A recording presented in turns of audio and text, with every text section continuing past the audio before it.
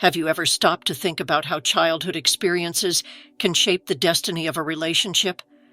Imagine meeting someone who seems perfect at first, but over time, patterns from the past begin to surface.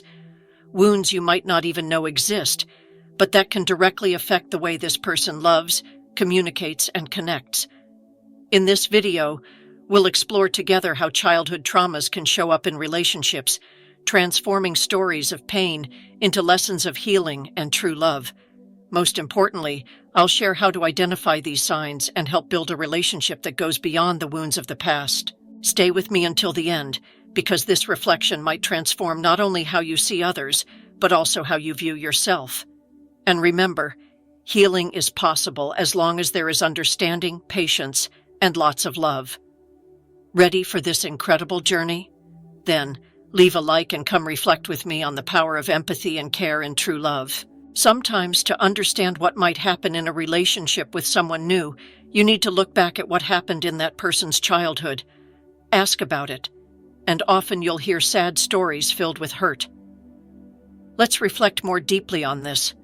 When a child is ignored or sidelined by their parents, especially when the attention shifts to a younger sibling, it can create wounds that are very hard to heal. The child, who naturally seeks approval and love, starts to feel that something is wrong with them. It's as if their heart is saying, "If they don't look at me, it must be because I'm not good enough." This rejection, even if subtle, can confuse a child's mind. After all, when we are young, our parents are like mirrors of the world. If they deny that something happened, for example, they claim they didn't ignore the child when they clearly did, the child begins to question their own perception. This completely messes up their sense of reality.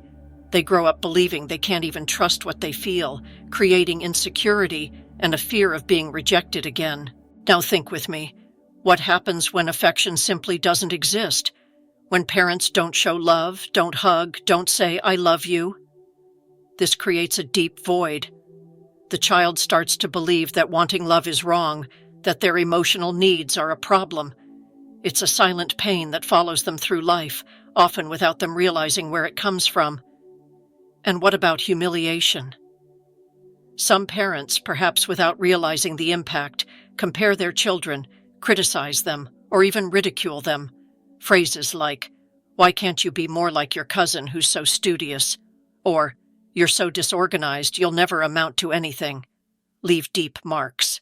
That child, who only wanted to be accepted as they are, grows up feeling they need to be someone else to be loved. This creates a pattern of self-demand or even giving up, because the pain of never being enough is unbearable. These childhood wounds don't disappear on their own. They grow with the person and often manifest in relationships. That's why it's so important to understand what someone went through in their childhood. Not to judge, but to comprehend the pain they carry, and if possible, help them find paths to healing. As I always say, true love isn't just about feeling. It's about caring, listening, and sometimes helping the other person see that those past wounds don't have to control the present anymore.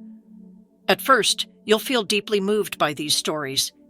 It's natural to want to embrace the child this person once was and tell them everything will be okay. But be careful, because sometimes these past wounds resurface in unexpected ways. It may take years before you realize what's happening. Often, without even noticing, the person starts recreating in the relationship what they experienced in childhood. Only now, they are no longer in the role of the victim.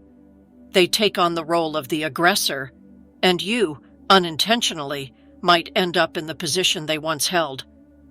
For example, this person might start distancing themselves from you, becoming closer to friends or colleagues. When you question them, you might hear that you're imagining things, or they might shut down emotionally, leaving you on the outside, knocking on the door and waiting to be let back in. They might even start criticizing you, pointing out flaws that were never an issue before. And then you think, what's going on? What's happening is that deep in this person's mind, it seems like there are only two roles in a relationship. Either you're the victim or you're the aggressor. That's what their childhood taught them. And to protect themselves, They choose the safer role, the aggressor. Now, you're the one who suffers, so they never have to feel the pain they once did. But listen carefully to what I'm about to say. There is a way out. The first step is to see this clearly, bring it to light and talk about it. And most importantly, it's to show them a role they were never taught as a child.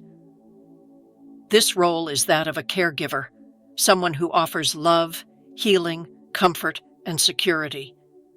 This is what we all desire in the healthiest moments of our souls, to be someone who cares and is cared for, because ultimately, that's what builds true love.